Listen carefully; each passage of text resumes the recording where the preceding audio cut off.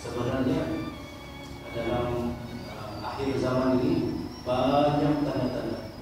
Kalau kita tengok hadis yang diriwayatkan oleh sahabat Rasulullah Sallallahu Alaihi Wasallam, yaitu sahabat Tamim Ad-Dari, meriwayatkan 70 orang tentara kafir ketika itu.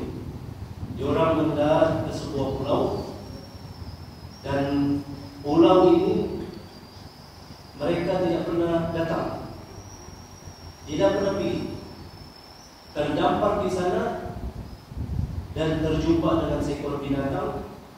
Binatang itu bawa kepada satu orang makhluk yang diciptakan oleh Allah Subhanahu wa Ta'ala. Siapa makhluk itu? Tidak lain dan tidak bukan, makhluk itu diberi nama Al-Masih Dajjal. Sudah berlaku, dan orang yang terdampar ataupun tersesat ke pulau itu tadi ditanyakan oleh Dajjal ini. Dia bilang, kamu dari mana? Orang kasih tahu lah, dari sekian tempat ini kami tidak pernah datang sini, dan pada ketika ini kami langsung tidak pernah bertemu dengan makhluk seperti kamu. Tidak pernah betul. Sebab apa? Tangannya dirantai, kakinya pun dirantai. Lalu Dajjal bertanya kepada mereka, kamu tahu, dia bilang, satu tebing ataupun tasik, adakah tasik yang ada di tempat kamu itu masih ada air atau tidak? Kata pemuda itu tadi, dia bilang masih lebih ada. Saya tengok kajian daripada para ahli ulama kita di tahun 2019 berlaku kemerosotan, kekurangan bekalan air pada tasik tersebut. Apa kata Dajjal? Bila mana tasik itu sudah kering, saat itu aku akan keluar. 2019. Sekarang tahun 2022. Lakas-lakas kita antara air di sana. Sebelum keluar Kasih tambah.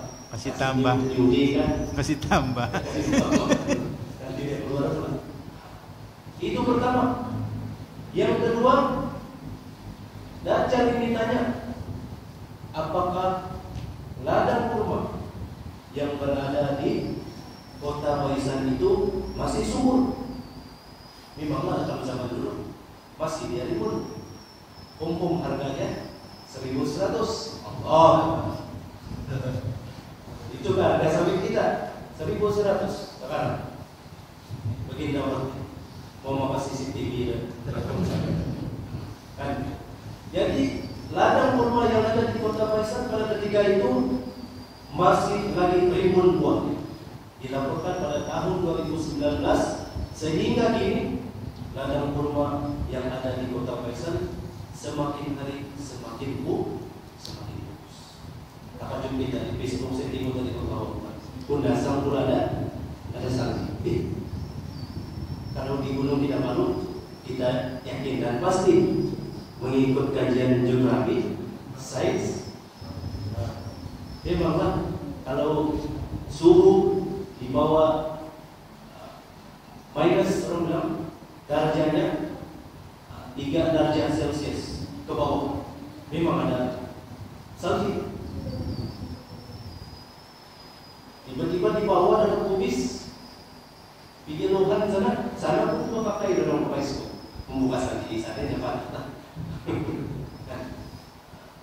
Jadi peristiwa itu tadi mengejutkan kepada orang yang bertemu dengan Dajjal ini. Dia bilang ini bahaya.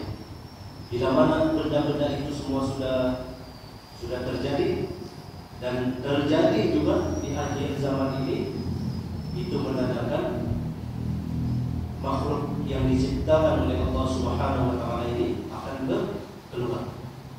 Sedikit lagi tambahan, Dajjal bila dia keluar, hari pertamanya terlalu lama. Alim ulama kita bagi tahu, sehari bila Dajjal sudah keluar, namanya seperti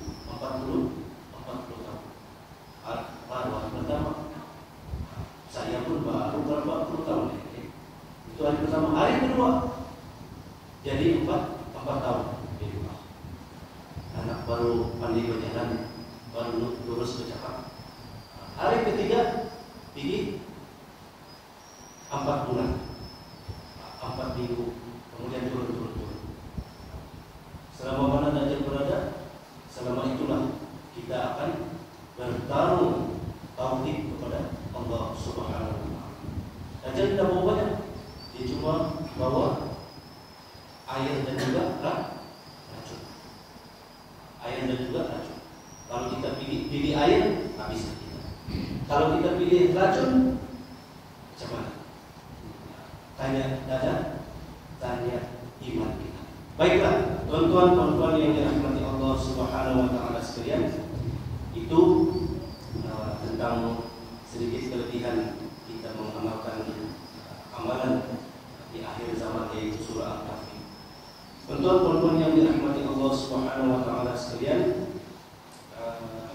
peristiwa Isra dan Mi'raj ini saban tahun kita ulang. Peristiwa ini sama saja dia berlaku ataupun terjadi pada hari Isnin 14 minggu sebelum tahun hijrah kita, lebih kurang 451 tahun Masehi. Dan peristiwa Isra dan Mi'raj ini Rasulullah SAW dihadiahkan oleh Allah Subhanahu wa taala disebabkan baginda Nabi Muhammad SAW kehilangan 2 orang tersayang. Yang pertama istri baginda, yang kedua faci baginda Rasulullah SAW. Dan yang kita sudah sedia maklum, bila mana berlakunya peristiwa Isra dan Mi'raj ini, sudah tentunya orangnya adalah baginda junjungan besar Nabi Muhammad SAW. Beliaulah yang diangkat bertemu dengan Allah. Tiada nabi lain, hanya Nabi Muhammad SAW.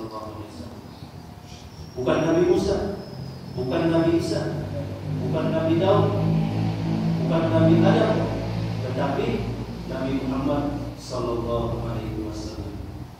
Ada saya baca tadi surah Al-Isra, Subhanallazi bi'abdihi asra bi'abdihi lailan minal masjidil haram. Dalam surah tersebut jarang kita dapat perkataan Subhanallazi di dalam Al-Quran. Selain daripada surah Al-Isra itu, kalau kita tengok di belakang ayat ataupun di penghujung ayat-ayat Al-Quran, tertulis di sana Asbahan. Jarang. Cuma Allah Subhanahu wa taala khususkan di dalam surah Al-Isra perkataan Subhanallah. Kadang-kadang kita tertanya, persoalannya, kenapa Allah Subhanahu wa taala mempertaruhkan namanya Subhanallah asra bi'abdihi lailan minal masjidil haram. Allah Subhanahu wa taala mempertaruhkan kemuliaan namanya kerana mahu menghadiahkan hadiah kepada junjungan besar Nabi Muhammad SAW. Apa yang Allah hadiahkan? Yaitu peristiwa Isra dan Mi'raj. Bi'abdihi itu hambanya kalau dalam bahasa Arab. Tetapi tersiratnya hamba itu adalah Nabi Muhammad SAW. Berlaku pada malam